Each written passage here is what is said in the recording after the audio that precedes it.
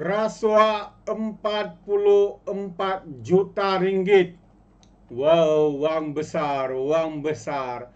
Jadi dikatakan pemimpin kanan bersatu direman selama 6 hari untuk siasatan. Siapakah individu itu, sahabat-sahabat semua? Ini antara satu perkara yang amat-amat mengejutkan kita. Perkara kedua yang ingin saya kongsikan, PN mahu jadi hero. Tapi terbongkar mereka sendiri yang gadai rizab tanah Melayu. Tanah di Kampung Baru Melayu.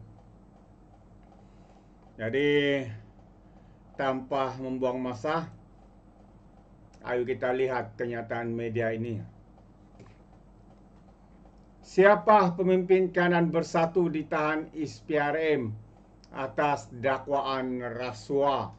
Wow, mari kita lihat, mari kita baca kenyataan ini. Seorang pemimpin kanan bersatu direman bagi membantu siasatan Suruhanjaya Pencegahan Rasuah Malaysia ISPRM berhubung dakwaan rasuah. Perintah reman selama 6 hari bermula hari ini dikeluarkan oleh Majistret Sardah Shinha Muhammad Sulaiman terhadap suspek yang berusia 61 tahun itu. Menurut laporan media tempatan, individu tersebut merupakan pengarah sebuah syarikat yang didakwa terlibat dalam projek tambak laut Melaka bernilai 44 juta ringgit. Suspek ditahan di pejabat ISPRM Melaka pada jam 4.55 petang Isnin berhubung projek tambakan laut di kota Laksamana membabitkan nilai itu sejak 5 tahun lepas.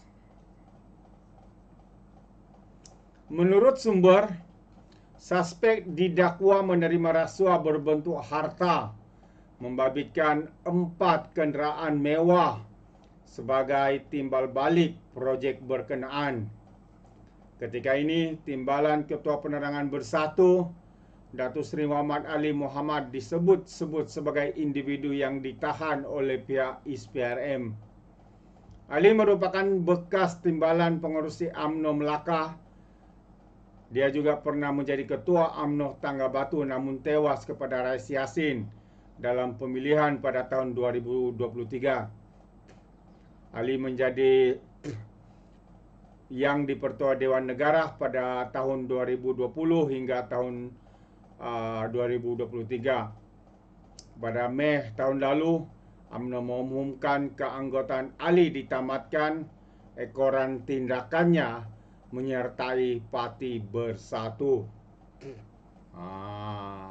Jadi dikatakan individu itu adalah Muhammad Ali Muhammad, ahli UMNO sebelum ini, tapi menyertai Bersatu. Hebat, sahabat semua, hebat. Rasuah 44 juta, uang besar menanti. Aduh, ini kalilah macam-macam cerita. Rasuah di sana sini. Kerajaan hari ini tidak akan membiarkan rasuah terlepas. Pemakan rasuah, perasuah pasti akan dicari sampai di lubang cacing. Baru-baru ini Perikatan Nasional berkumpul. Ada 23 ahli parlimen mereka berkumpul di Kampung Sungai Baru. Kononnya mahu memperjuangkan, mempertahankan Kampung Sungai Baru. Pemuda PAS pula menyeru untuk pertahan Kampung Sungai Baru ini. Namun apa yang berlaku, sahabat semua? Plot twistnya amat-amat menggemparkan dan melucukan. Jadi apa yang berlaku? Daripada menjadi hero, akhirnya terbongkar siapa sebenarnya menggadai maruah dan menjual rizab tanah di Kampung Baru. Mari kita baca kenyataan media ini. Percayalah kata-kata saya, maka hilanglah pejuang-pejuang Melayu apabila mengetahui yang hendak jual tanah orang Melayu itu adalah pejuang-pejuang Melayu sendiri.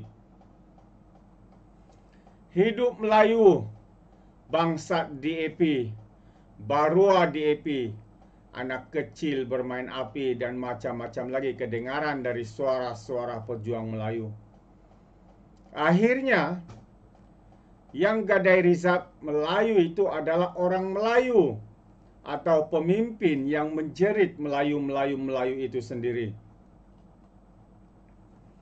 Tular di media sosial sebuah video memaparkan minoriti Kampung Sungai Baru melahirkan rasa kecewa terhadap proses pengambilan tanah yang berlaku pada tahun Jun 2021 ketika negara dalam fasa PKP penuh dan pada ketika kerajaan PAS dan Bersatu Perikatan Nasional.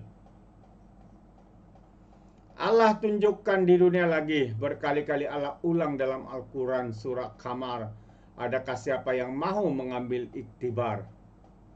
Kenapa sehingga sekarang Anwar Musa, Saidan Kasim dan Rina Harun, nama yang disebut tidak mahu tampil menghadap penduduk Kampung Sungai Baru? Bukankah kalian pejuang Melayu soalnya? Kemana menghilang suara pejuang-pejuang Melayu apabila didedahkan oleh penduduk Kampung Sungai Baru? Saya jamin mereka yang hentam kerajaan dahulu akan senyap. Mereka tidak lagi akan membela nasib orang Melayu Kampung Sungai Baru. Niat ahli Parlimen Pembangkang hadir beramai-ramai mahu tunggang isu ini akhirnya diaibkan. Rupa-rupanya yang dilakukan ketika mereka menjadi kerajaan 33 bulan.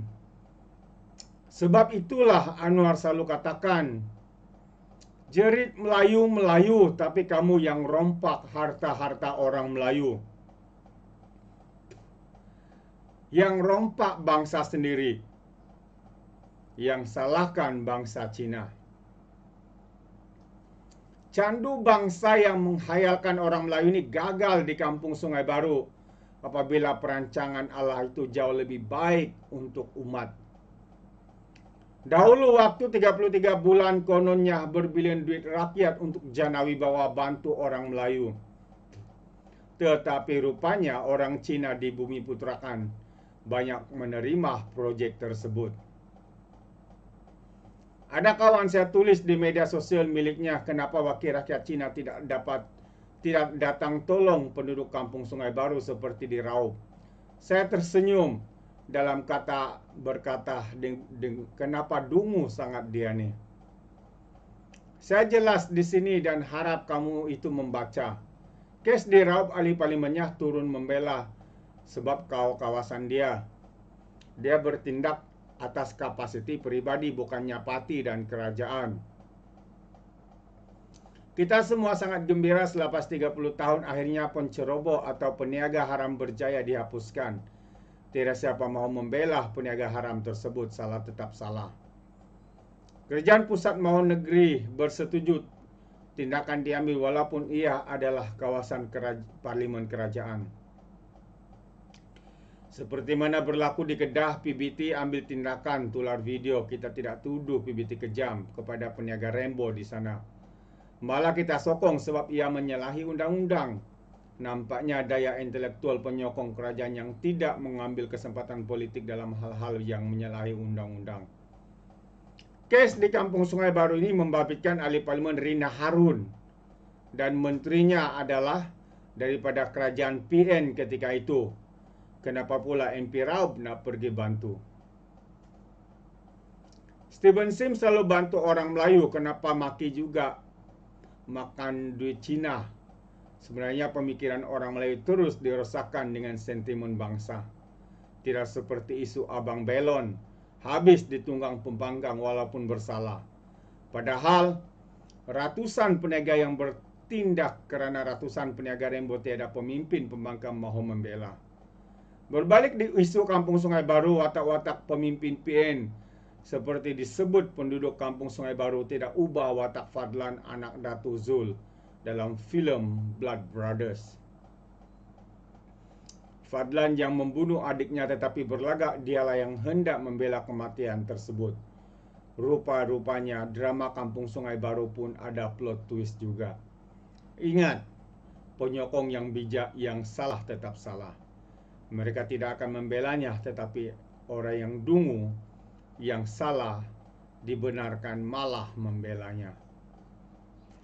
Terbaik tulisan daripada Norman Razwan ini. Perikatan Nasional coba membela tapi akhirnya terbukti yang menyokong pemaju dan yang menjual tanah Rizal Melayu Kampung Sungai Baru adalah ketika kerajaan PN. Dan ketika itu Menteri Wilayahnya Anwar Musa disambung pula dengan Sahidan Kasim. Rakyat Kampung Sungai Baru begitu kecewa dengan tindakan mereka. Duduk